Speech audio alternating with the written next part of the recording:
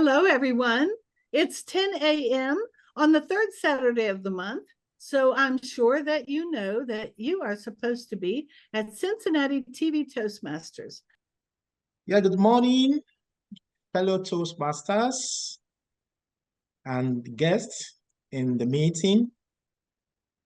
I would like to start by appreciating the executive of Cincinnati Toastmaster Club for inviting me as a guest speaker to do this presentation. So thank you very much for the opportunity. I would like to start my speech with a short question, and I would like to get a response, possibly by sending a chat in the chat room. I've been wondering that why is it that some people are financially stable, while others remain struggle? At a point too, I have also think about why is it that some employees experience rapid development in their career, while some remain stagnant.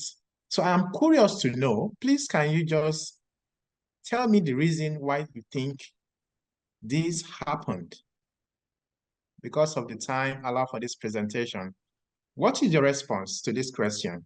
Yeah, what I was going to say is that some people, they don't live below their means.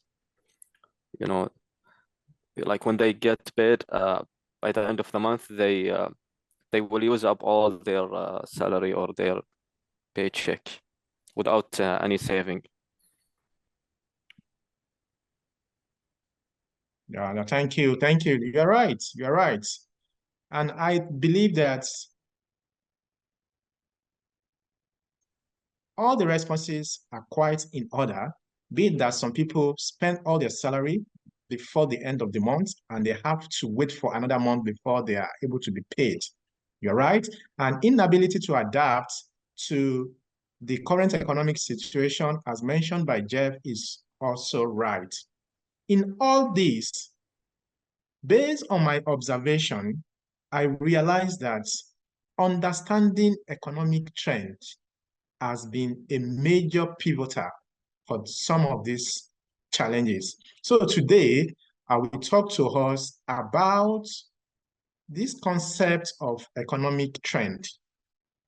To give an overview, so based on the question I asked the other time, I said, based on my observation, I realized that understanding economic trend has been something missing why people experience the challenges of ensuring financial stability and also growing at their place of work. And when you learn about economic trends, there is one particular thing that stands out for you. It helps you to be able to make informed decisions for your personal and for your professional development. So defining economic trends, it's just, if you look at this picture, it is what happened in your economy. A general overview of how the economy failed. This is what we call economic trends. Some of us may not pay attention to this, but at a point you will see that the economy may experience boom, and at other time, the economy may shrink. And these are the different things that we call economic trends. And there are few indicators, in fact, there are several indicators that affect our economy.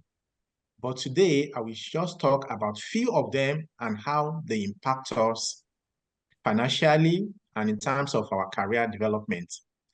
Let me start by defining what inflation means. Inflation is simple put, that is how you are able, that is the increase, the persistent increase in the general price of goods and services. So it's more like when you go to the grocery today, then maybe after a few days, you went back to the store and the product that you bought at a cheaper rate just yesterday, it has already gone up. So that is what we call inflation, persistent rise in the price of goods and services. And there are some way for you to measure inflation. We have what we call the consumer price index and the producer price index, but we are not going there today. And now, let me give an example of how inflation affects you financially and in terms of your career. One of the things is, if the inflation cost is high in your country, it means that the cost of living will definitely go up. And secondly, if you also see that the cost of inflation is high for a company may lay off because there will be some form of high cost of production, which may affect company from either sustaining their current employee level. And that is one of the trends. That is one of the indicators that affect economic trends. Another one I would like to talk about is the interest rates. Now, when you talk about interest rate, is just the cost of money. And that is the money that is being in circulation. We know that the central bank of the country are responsible for either increasing the volume of money in the circulation or withdrawing it. And also, we also have on a monthly basis, some country give what the inflationary rate is going to be for that month. And sometimes when you are making this, if the inflation rate is high, it's going to discourage people from savings because they will want to at least manage what they have, and they will not be able to also have access to borrowing. Let us see how it affects industries where we work. Companies also respond to interest rates. Let's say, for example, you want to expand your production or your company, and you realize that the inflation rate is the interest rate is high. You will have to at least maybe slow down on applying for those loan because of the high rate of the interest rates. So this is another economic indicator that affects the performance of the economy. Then the third is technological advancements. We are now having our Zoom meeting. This is a development, technological advancements at play here. Before 2019, that was during the COVID-19, we do not have something, though we have it, but at the minimal level. It wasn't really as much as this. But now, with technology, we've seen that we can be able to be in Nigeria and we can communicate or even do business with someone outside the country. And we've also seen the growth of remote work where people work, and you can even invest in stock. All these things have gone all these have been made possible because of the technological advancements. And it means that we have to step up our game to be able to achieve this consistency when it comes to technology. Now, let me give a scenario. During the pandemic, we realized that, though I mentioned it earlier, that a lot of us, we had opportunities to have meetings. You can be in a particular local remote area and you are able to connect with someone in another country. So that is what we are able to benefit based on these technological advancements. And now let me talk about how the interest rate also in recent, you will see that when the interest rate is a bit low, you see a lot of people invest more in real estate. So these are practical scenarios that happens in countries, be it developing countries or developed country. So now, because a lot of us are not economists and we are not technical people, so how do we learn how to be able to at least, so how can we sharpen our knowledge of economic trends? One of the things we can do to sharpen our knowledge of economic trends is first to look for educational platforms. There are some websites like Coursera, like FutureLearn, LinkedIn, and several other websites where we can really learn how to understand all these different indicators that I mentioned earlier. Another thing is for you to read books. Books, when you read books, definitely you'll be enlightened and you'll be able to at least learn from the knowledge of the author. And the third is you can seek out for professional advice. We have consultants that can be able to advise us the direction of the economy. And the last but not the least is to listen and learn from analysts.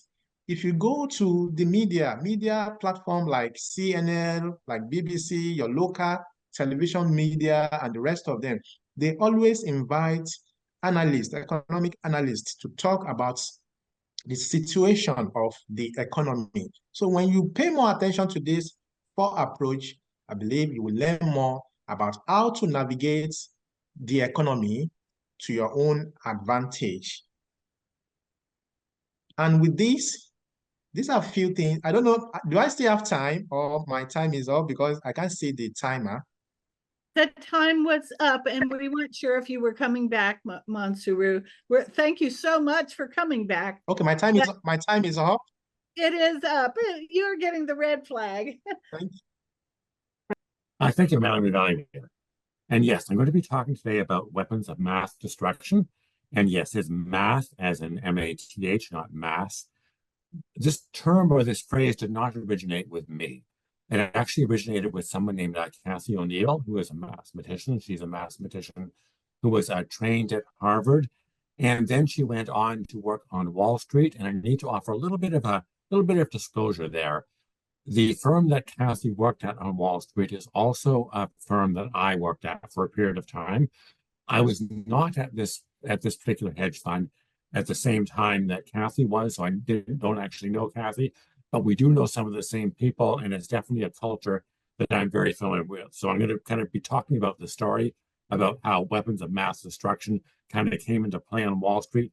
Not direct experience of mine, but experience that I have pretty good secondhand experience with. So I can definitely vouch for what happened there. Yes, Cathy worked at a hedge fund, and I should tell you a little bit about what a hedge fund is. A hedge fund is essentially something. It's a company, a financial company that it's usually managing a lot of money. They kind of punch above their weight in terms of how much money they manage compared to how many people they have. And a lot of the people they usually have, they bring in a lot of mathematicians and data scientists, that kind of person. And they claim that they have developed some kind of mathematical model to beat the markets. So whereas some companies might bet on a particular stock, they think that particular stock is going to go up or whatever. At a hedge fund, what they do instead is they might bet long, they might buy one stock, but at the same time they will go short another stock. And they're not really investing in either stock per se. They're saying one stock is going to tend to rise faster than the other. So in doing so, they're saying they're, quote, market neutral, unquote, and they're claiming that there's a lot of mathematics behind what they're doing and that they've analyzed it better than anyone else has, and they have all this great data science behind it. And a lot of the time, it really works well. It does work very well. And they claim, though, that their strategies are so good that they can survive any kind of economic downturn. And that's where maybe it's not true. And the story I'm going to talk a little bit more about is something that happened during the economic downturn of the late 2000s, so about 2008 to 2010. There was a pretty severe, they called it the Great Recession, and it was definitely a time when markets in general were doing poorly. And this particular hedge fund got caught up in it. Why? Why did they not do well in this particular market? Well, there are multiple reasons. One is that the quants that they hire at hedge funds, these math genius types, are themselves something of a risk at these companies. The reason is that a quant who goes off to another company or founds their own company can take all these trading strategies to another company and become a competitor. So there's always this fear that these quants are going to leave and go to a competitive company. And that means that there's not a lot of collaboration encouraged between the quants within different groups in a hedge fund, or even sometimes within the same group at a hedge fund. So that's not good for collaboration within the company. And you can imagine it does affect performance at a certain point, because things are done on a need-to-know basis, and sometimes people don't even know what they need to know, and that's a problem. There's also an assumption made at these hedge funds that the basic underlying mathematical model is not going to change. So they do all this analysis of these models, And it works well as long as the underlying math doesn't change. But sometimes when the market as a whole is facing a downturn, the models do change. The whole way the market is structured changes.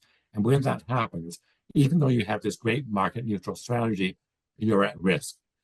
And the other way in which there's a great deal of risk involved is that all of these hedge strategies tend to be they tend to be contracts that are signed with other firms. So when things are going well, it's the model that determines how well you do it. When things are going badly, if the other firms that you have contracts with, if those firms themselves are failing, which is what happened in the Great Recession, then your firm is completely exposed. So I guess the summary of all this is that during relatively stable times, all these mathematical models work well.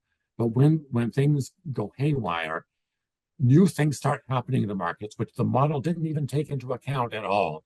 And what was a great mathematical model becomes a model of mass destruction because it is completely ineffective in dealing with the current conditions, and yet there's still a lot of money at risk. So you tend to lose a lot of money. So that's why these models are great in some times, but not in others. I'm going to leave you with one other example because I know I'm running a little bit out of time. But the other example is with regard to applying for loans and maybe applying for college. Models that are used depend on various things in someone's background. Sometimes they use things like zip code. And that may be innocuous in some ways, but it isn't always, because it can tend to pull people back because they're being judged on the basis of past behavior of others who live in the same zip code, which may be a mathematically valid prediction, but does not allow for the possibility that one person individually may be better suited to get a loan than others in that zip code. So that can also create huge problems. I don't necessarily have a lot of great suggestions on how to deal with these models of mass destruction, but I guess the one thing that I would say is if you see anything that's, if you are experiencing anything in the math world, not the math world, but the financial world, that doesn't quite feel right to you, your intuition is probably correct, and it's probably time to dig a bit deeper to really do everything you can to reach out to and find a human being who can help with the situation. So I hope to leave you with the fact these models are a little bit dangerous. I don't necessarily have a lot of solutions, but I do know that it can definitely be a problem. So thank you, and back to you, Madam Toastmaster. And so, Joe, I would like to ask you, welcome, Joe. And I would also like, if you would be so kind as to watch the clock. And they say that Distinguished Toastmasters DTM stands for Don't Time Me. But in this particular case, at this particular day, we're going to watch the clock. Joe, has anybody done something that is so kind to you and that you had the freedom to express how grateful you were? Would you like me to repeat the question? Yes. Yeah, a little clarification. Sure. Has anybody ever done anything that was kind to you? Showed any kindness? And two, were you able to thank them for it, or were you able to acknowledge? Did you have the freedom to do so? So this is a table topics question? Yes, sir. Okay. 1 to 2 minutes. Yes.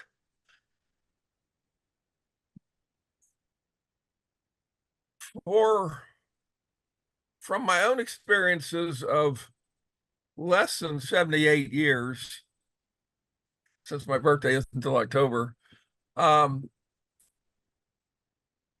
my limited, in other words, small family, where we're all kind to each other, just my parents and my twin sister primarily, and small school, relatively speaking, and small sphere of co-workers, since I worked for the same government agency for 30 years and different ones. There's never been any significant opportunity for major kindness that would give me the freedom to reciprocate with kindness to an individual person. But I would like to say that my world has contained unlimited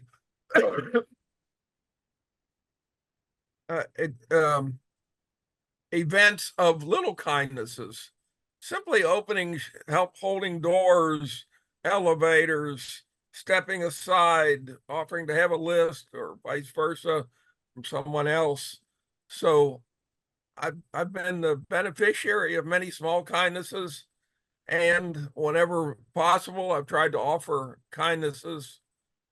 Fortunately, I've never had the major event or critical situation where I needed or even benefited as such from a major kindness, because I haven't had a major loss, and correspondingly, I haven't had too much in the opportunities with other people having a major opportunity for me to express kindness, but always tiny kindnesses presented at all times. Thank you, Madam Topic Master. Excellent. Thank you so much, Joe.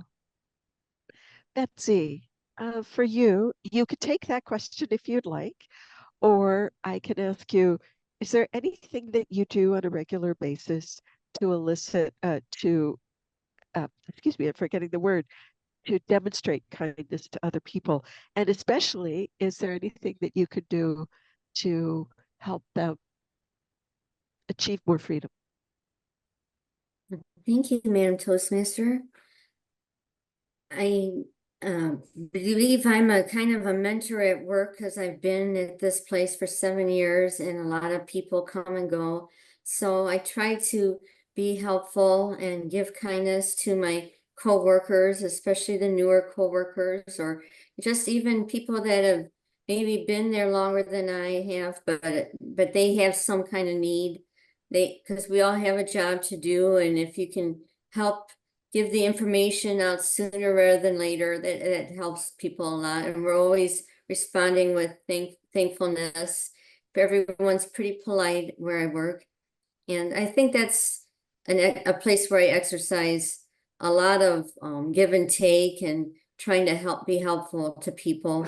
And of course, at home, we try to be helpful. My spouse and I try to be helpful and give and take and say thank you. And at Toastmasters, I think we do that a lot too. So give and take and be kind is the way to go. Back to you, Madam Toastmaster. Excellent. Thank you so much, Betsy. All right, Jeff, it's your turn. Can you time yourself okay? All right. So I know that you not only are an avid bicycler, that's probably not a biker, but not a motorcycle biker. Get started again. But you also have a club. You know, you put on an event, and are there any remarkable kindnesses that you can speak of or think of? And also, did you have the freedom to thank them or to turn it around and head forward? I think we're talking about cycling kindness. Oh, there are some acts of kindness on the bike. Surprisingly, when you're riding, I tend to ride in a group.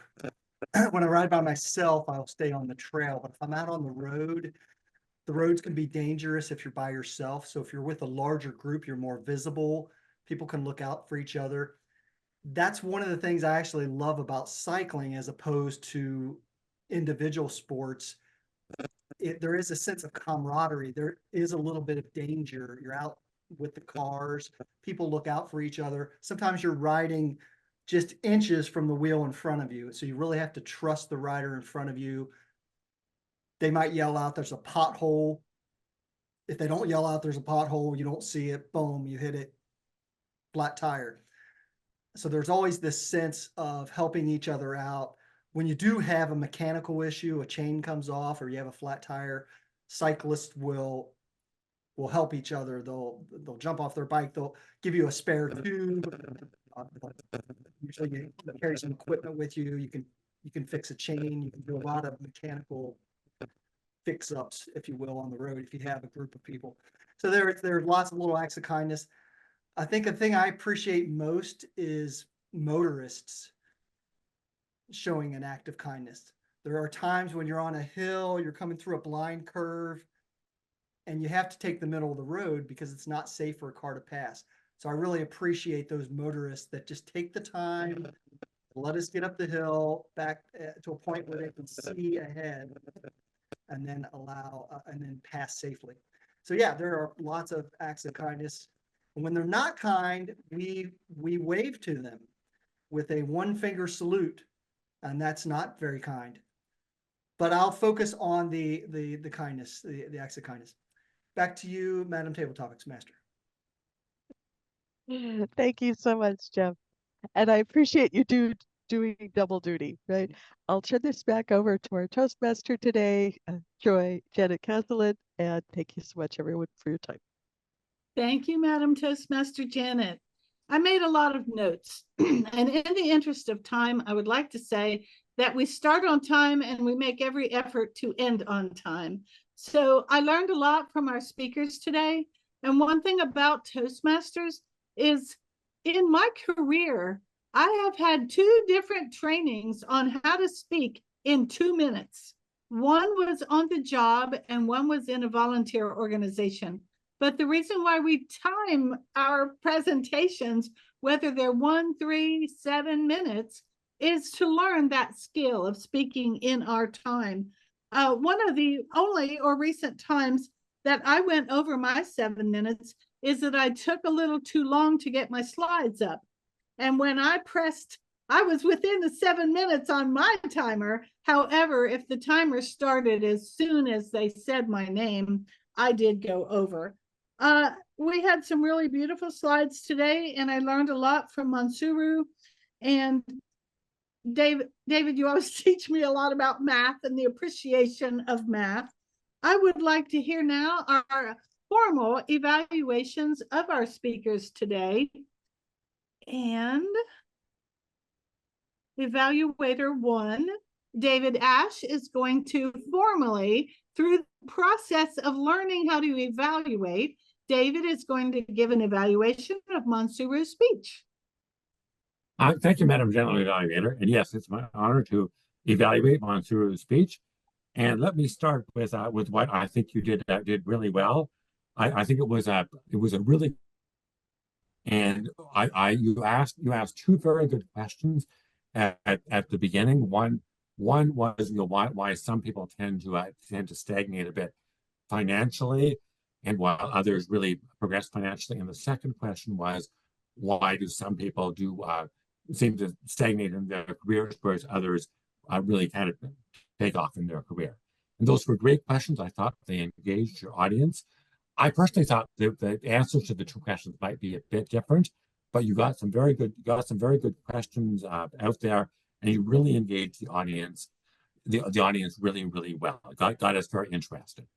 I thought there was a period of time in sort of the body of the speech where I wasn't sure how what you were saying connected with the topic or the questions that you raised initially. So you were talking quite a bit about larger economic trends. Like I think you talked about things like inflation, about things like interest rates, which are all interesting things, but I was a little bit unsure. Okay, these are kind of larger economic trends.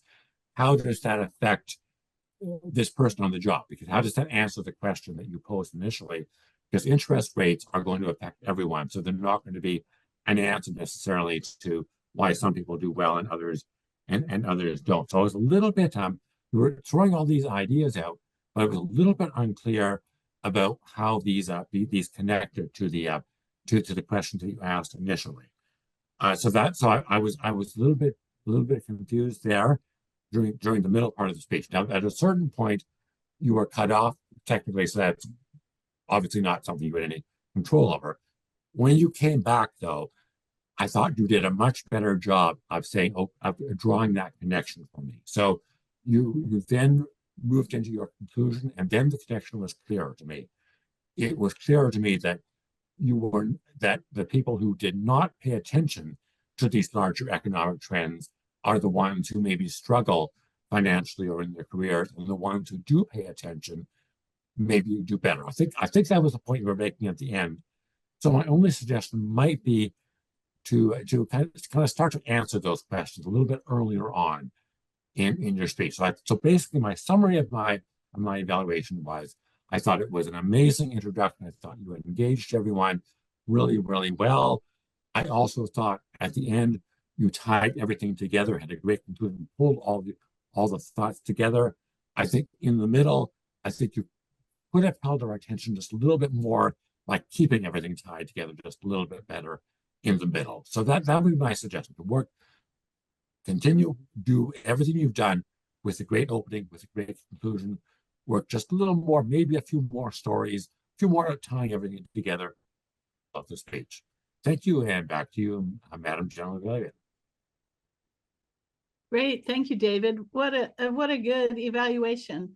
I'd like to move on to evaluator 2, who evaluated David Ash's speech. So Veronica, would you give your evaluation of David's speech? Thank you, Madam General Evaluator.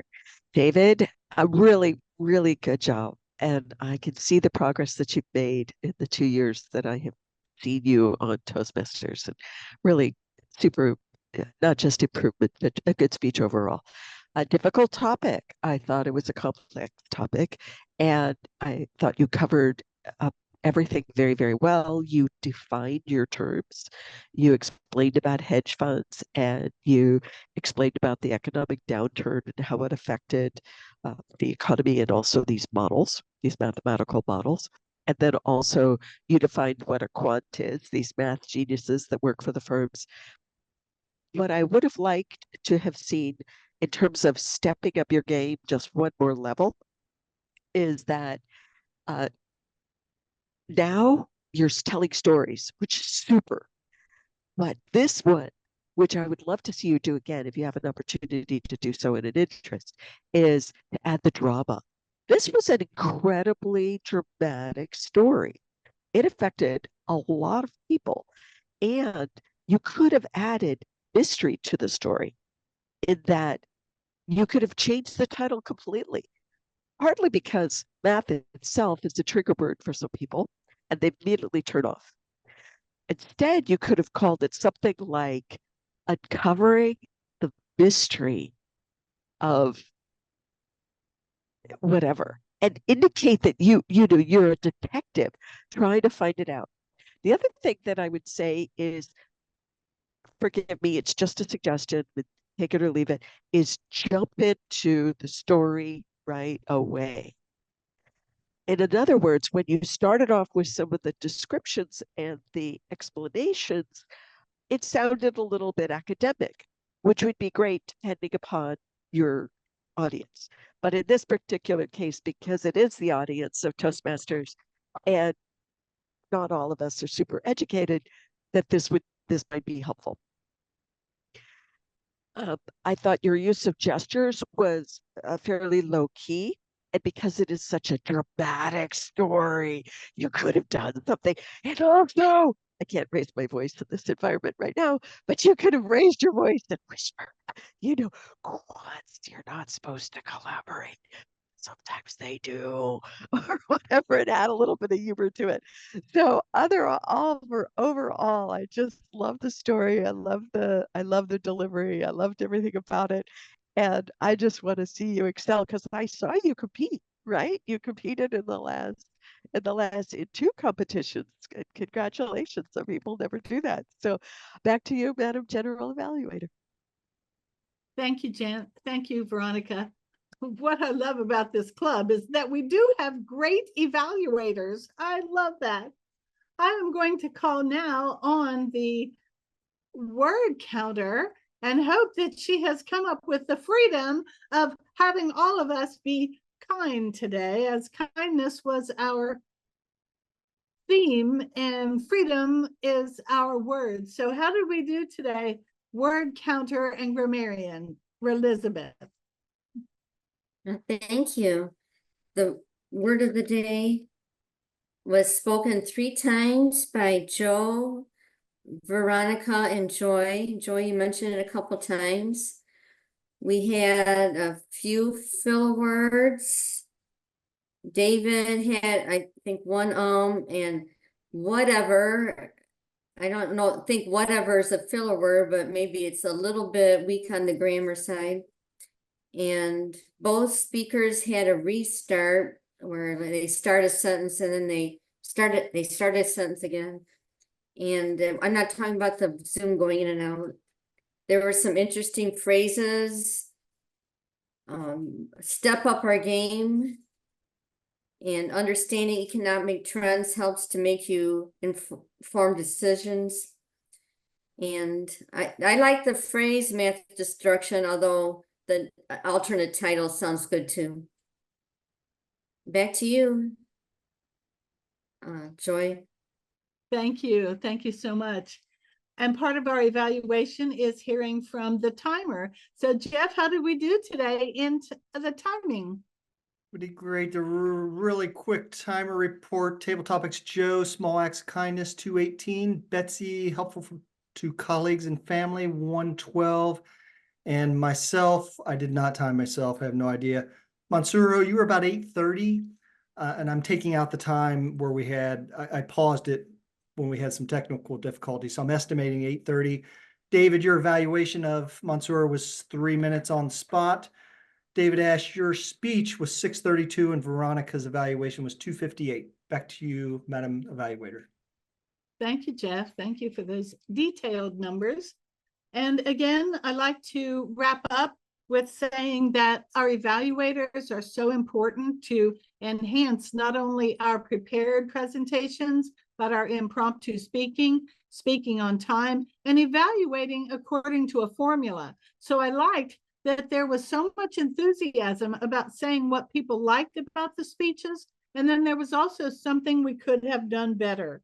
And I know I've had both David and Veronica evaluate my speeches. And when they offer the advice of what could have gone better, it's always great advice that I didn't see and that I didn't know. But I learned a lot from that. And with that, I would like to turn it back over. Make sure I did everything and turn it back over to Janet, who is our Toastmaster of the day.